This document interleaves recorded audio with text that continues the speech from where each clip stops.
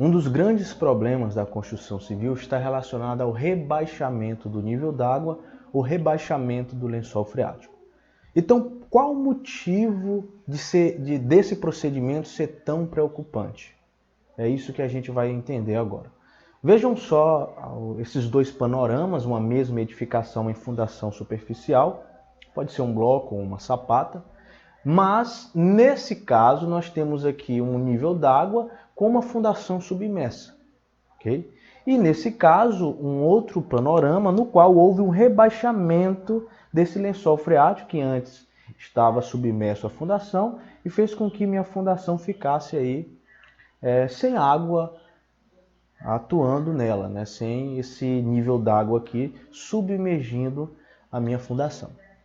Então, o que vai acontecer na minha fundação? O que vai acontecer nessa edificação específica? E para isso, pessoal, eu quero lembrar para vocês o grande princípio das tensões efetivas trazido por Terzaghi, que é o pai da mecânica dos solos.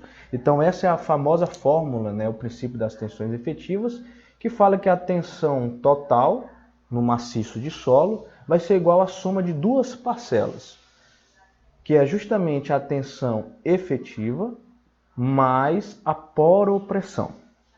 Só relembrando vocês, a tensão efetiva é aquela tensão que efetivamente acontece de contato a contato entre os grãos do solo.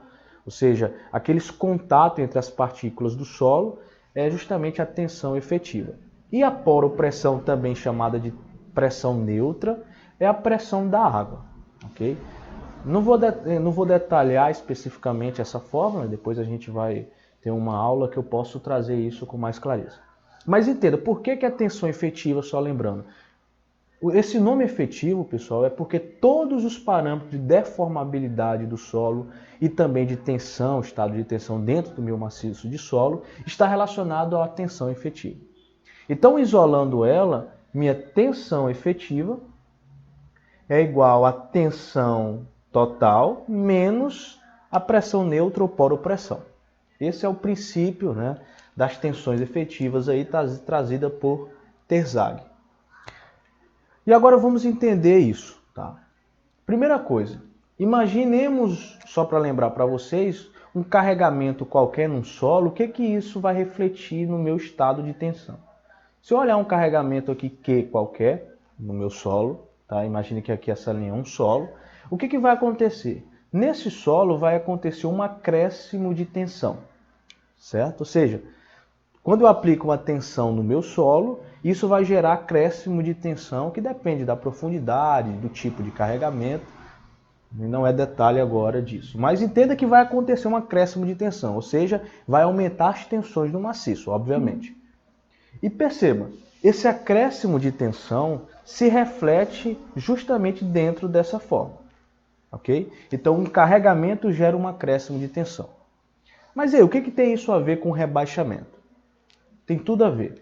Vejam só, nesse caso, pessoal, a tensão efetiva aqui atuante é justamente a tensão total menos a poropressão, porque a minha fundação está submersa.